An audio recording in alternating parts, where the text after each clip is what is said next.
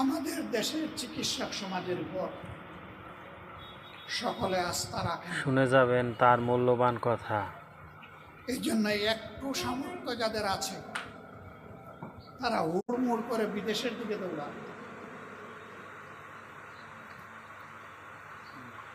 তাদের এই দৌড় দেওয়ার মাধ্যমে তারা প্রমাণ করেন যে তাদের আস্থা নেই। তারা যদি আমাদের চিকিৎসক সমাজের উপর আস্থা না রাখেন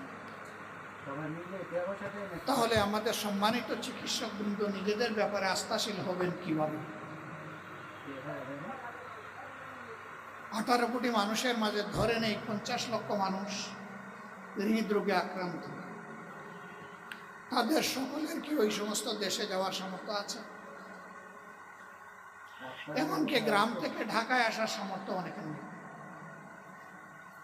তারাও তো এ দেশের নাগরিক।